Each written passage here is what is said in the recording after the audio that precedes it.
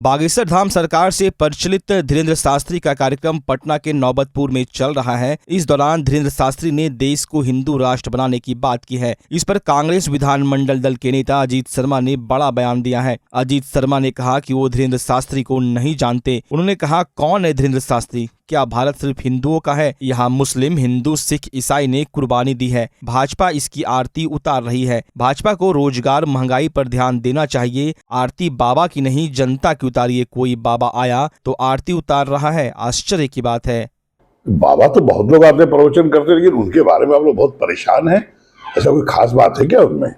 उन्होंने बयान दिया है कि हिंदू राष्ट्र घोषित किया जाएगा। वो है कौन? ये भारत को हिंदू राष्ट्र बनाने वो है कौन? क्या भारत सिर्फ हिंदुओं का है? यह देश सिर्फ हिंदुओं का है? मैं भी हिंदू हूँ, लेकिन इस भारतवर्ष को आजाद कराने में, अंग्रेजों को भगाने में सिर्फ मुसलमानों ने कुर्बानी दी है, क्रिश्चियन ने कुर्बानी दी है, सिख ने कुर्बानी दी है, हिंदुओं ने दी है, सभी लोगों ने कुर्बानी दी है। इसलिए देश किसी हिंदू का नहीं हो सकता। यह देश सबों का है और यह देश सबों का रहेगा। बिजली वाले आरती लगा रहे हैं उनके। सर, बीजेपी वाले से कहिए कि पहले महंगाई की बात करें, युवकों के रोजगार की बात करें। बाबा को आके आरती कर रहे हैं। ये तो साहब आश्चर्य है कि उनको कोई काम नहीं बचा है कि बाबा है उनका आरती कर रहे हैं। क्या देश में और काम उनको नहीं बचा है? देश में आप युवकों को रोजगार नहीं दे पा रहे, महंगाई आकाश छू रहा है, गैस सिलेंडर 400 से 1200 रुपए हो गए, उसकी बात नहीं कर रहे और बाबा को आरती दिखा रहे हैं। क्या यही काम बचा है? भारतीय जनता पार्टी, जनता आपको चुन के जिता के भेजती है, चाहे विधायक हो चाहे सांसद हो। अरे आरती उतार रहा है तो देश की जनता का उतारिए, गरीबों का जो आपको जिता के भेजा है, और उनके लिए काम करिए। भागलपुर में अपराधी बेलगाम हो गए हैं। अपराधी अपराध को इस कदर अंजाम देते दिख रहे हैं मानो प्रशासन का उन्हें कोई भय ही नहीं हो। भागलपुर के मुजाहिदपुर थाना क्षेत्र के लोहिया पुल के पास से एक महिला को चाकू मारने की सूचना आई थी।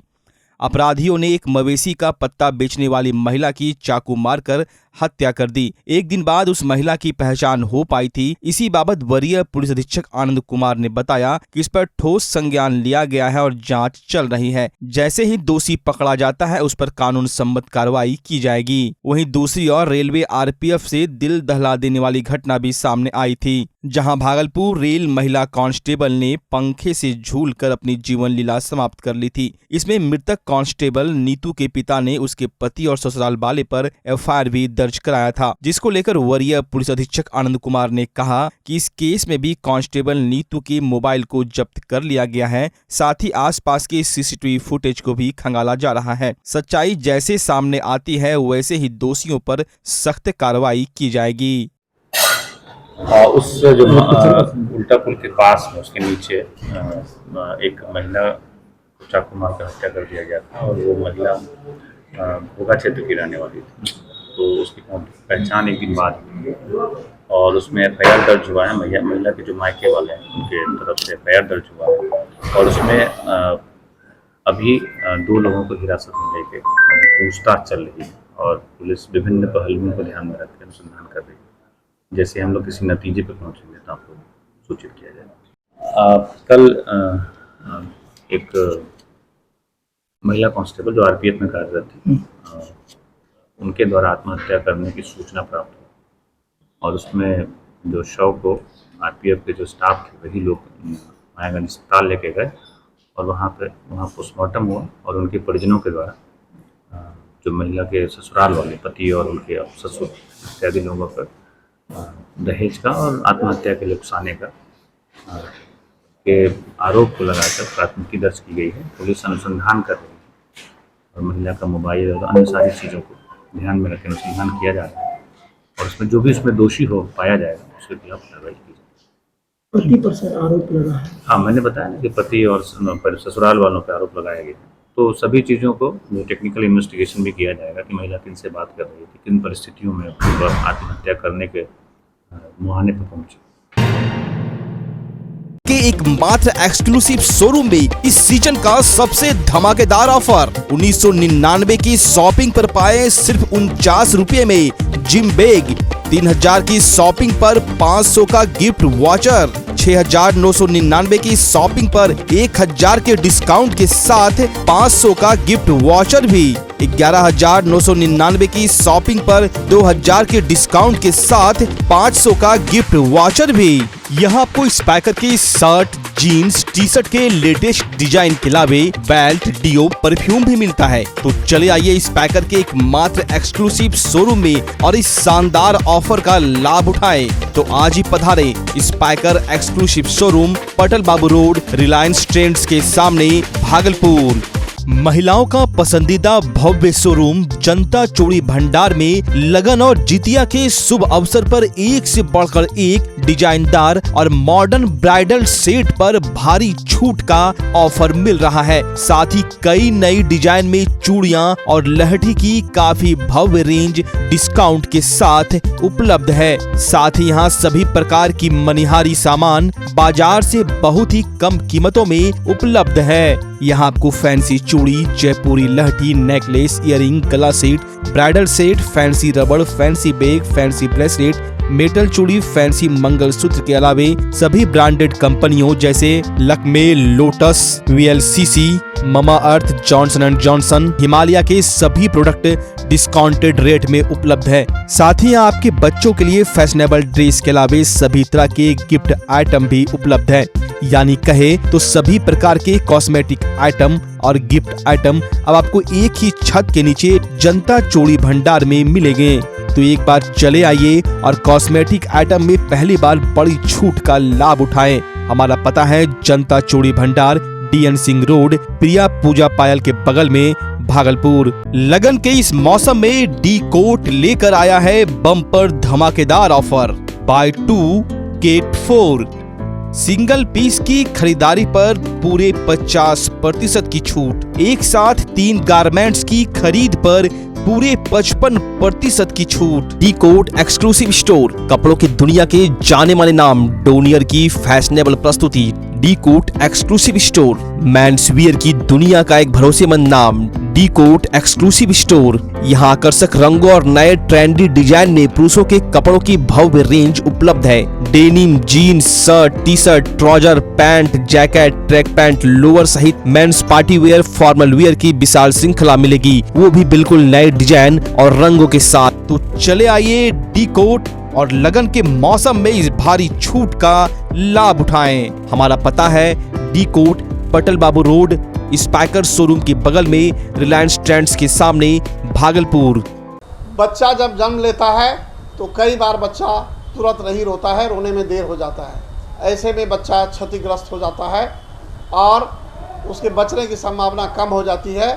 और यदि बचा तो भविष्य में उसमें विकलांगता की समस्या आती है, जिसे CP कहते हैं, जिसका कोई माकूल इलाज नहीं है और ज़िंदगी भर बच्चा विकलांगता से जूझ सकता है। ऐसे में पूरे संसार में कूलिंग थेरेपी का सहारा लिया जाता है। जन्म से ठीक 6 घंटा के अंदर यदि उसको कूलिंग थेरेपी दिया जाए तो उससे उसका CP की समस्या कम होती है और बचने की भी संभावना बढ़ती है। पहली बार बिहार झारखंड में आपके शहर के स्नेह नवजात शिशु बाल सेवा केंद्र में यह मशीन उपलब्ध है। कभी भी ऐसी बात हो कि बच्चा रोने में विलम्ब हो गया तो आप स्नेह नवजात शिशु बाल सेवा केंद्र में जरूर संपर्क करें।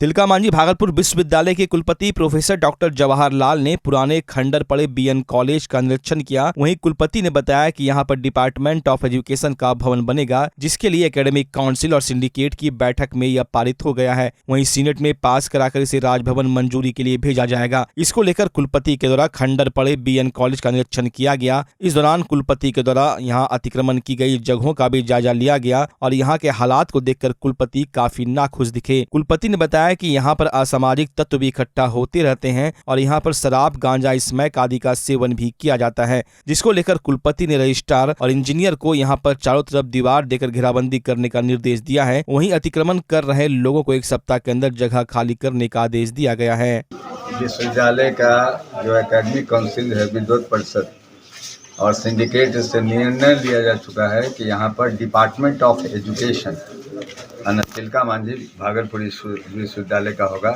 उसके लिए पहला कंडीशन होता है NCT का कि उसका अपना बिल्डिंग होना चाहिए। तो यह शहर के बीच में है, हमको पता चला, तो मैंने सोचा कि इसको पहले देख लें। यहाँ देखने के बाद पता चला कि यहाँ करीब 8-9 भैंस है ना, अनऑक्यूपाइड बहुत सारे लोग रह रहे हैं। ऐसे ऐसे लोग रहे हैं जो हमारे स्टाफ भी नहीं थे। बहुत तरह की बातें, कोई तरह की घटना कुछ भी हो सकती है। ऊपर मैंने देखा तो सिगरेट, स्मैक, है ना, शराब की बोतलें, बहुत सारी चीज़ें हैं। तो मेरे कहने का मतलब ये है कि यहाँ से तो घटना कभी भी घट सकती है। तो आज मजार है, सबसे बड़ा महत्वपूर्ण चीज़ है कि इसके अंदर मजार किसी ने बना दिया, जबकि पहले नहीं था। तो मेरी नज़र आई है, मैं इसका इंस्पेक्शन किया हूँ अभी। उधर पीछे में सब अनऑथराइज लोग रहते हैं। तो यहाँ के जो प्रिंसिपल जो अभी भी हैं, BN कॉलेज दूसरी जगह चला गया, उस समय पहले एक लिस्ट मांगता हूँ कि इसमें कौन कौन अपना स्टाफ है, कौन है पुराना, कौन रिटायर्ड है, कौन अभी वर्तमान में। वो लिस्ट आ जाएगी तो उनको तो इमीडिएटली खाली करा दूंगा 1 सप्ताह के अंदर। और जो भी हैं उन सभी को हमने कह दिया कि आप लोग यहाँ से चले जाएं। इसलिए चले जाएं कि बिल्डिंग बहुत पुरानी है, कोई भी घटना हो जाएगी। इतनी पुरानी है ना कि जो इसमें आदमी जो रह रहा है, जो रिटायर आदमी या जो भी, वो कभी भी उसका कोई भी दुर्घटना हो सकती है। तो ऐसे आदमी का जब कुछ होगा तो दायित्व तो किस पर आएगा? प्रिंसिपल आएगा या BC पर आएगा? तो एक नोटिस दे रहे हैं कि आप लोग सभी जो है ना, जितने लोग हैं वो खाली कर दें, और जो पुराने बिल्डिंग बिल्कुल हैं उनको जैसे जैसे गर्मी बढ़ती जाती है वैसे वैसे मौसम सूखा होता जाता है और आगजनी की घटना बढ़ती जाती है। इसको लेकर आज जीवन जागृति सोसाइटी एवं जदयू चिकित्सा प्रकोष्ठ भागलपुर के संयुक्त तत्वाधान में अग्नि सुरक्षा को लेकर भागलपुर के सैंडिस कंपाउंड मैदान से जागरूकता रथ निकाली गई। इस रथ को सामूहिक रूप से जिला अग्निशमन पदाधिकारी हरेंद्र कुमार सिंह, जीवन जागृति सोसाइटी के अध्यक्ष अजय कुमार सिंह ने हरी झंडी दिखाकर रवाना किया। यह रथ 200 गाँव में घूम घूम कर लोगों को आग से बचाने के नुस्खे बताएगी। जागरूकता रथ लोगों को 14 मई से 20 मई तक जागरूक करने का काम करेगी। 200 गांव के झोपड़ी में मकान एवं कच्चे मकान में अगलगी से बचने की विधि को बताने के लिए जीवन जागृति सोसाइटी के साथ साथ जदयू चिकित्सा प्रकोष्ठ ने विशेष पहल की है। जागरूकता रथ भागलपुर के हर प्रखंड में गांव-गांव तक लोगों को जाकर जागरूक करेगी। वहीं जिला अग्निशमन पदाधिकारी हरेंद्र कुमार सिंह ने कहा कि हम लोगों को सावधानियां बरतनी चाहिए जिससे अग्निकांड का विकराल रूप कभी सामने नहीं देखना पड़े। उन्होंने कहा कि महिलाएं खाना बनाने के बाद चूल्हे को पूर्ण रूपेण बुझा दे, वहीं खाने को सुबह या शाम बनाए, दोपहर में नहीं। बगल में पानी की व्यवस्था अवश्य रखे। वहीं जीवन जागृति सोसाइटी के अध्यक्ष अजय कुमार सिंह ने बताया कि पुरुष जो भी बीड़ी सिगरेट का सेवन करते हैं यत्र तत्र ना फेंके, इससे भी आग लगने की संभावना बनी रहती है। कार्यक्रम के दौरान संस्था के दर्जनों सदस्य व शहर के कई गण्यमान्य लोग मौजूद थे। ये जीवन जागृति सोसाइटी के द्वारा डॉक्टर अजय कुमार सिंह के नेतृत्व में ये भागलपुर जिले के प्रखंड में प्रचार प्रसार किया जा रहा है ताकि अग्निकांड से सुरक्षा प्रदान किया जा सके। और आप लोगों को क्या संदेश?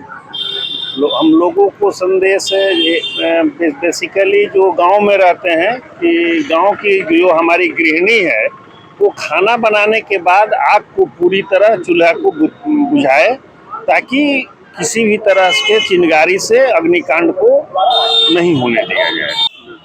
आज हम लोग एक सप्ताह के लिए गांवों में करीब 200 गांवों में आज से हम लोगों का अग्नि सुरक्षा अभियान जारी रहेगा और इसके तहत हम लोग ग्रामीणों को संदेश देना चाह रहे हैं, खास करके वैसे लोगों को जो झुग्गी झोपड़ियों में रहते हैं, जो टटिया के मकान में रहते हैं, कि एक बार आग लगेगा तो आप बुझा नहीं पाइएगा, इसलिए एहतियात बरतिए।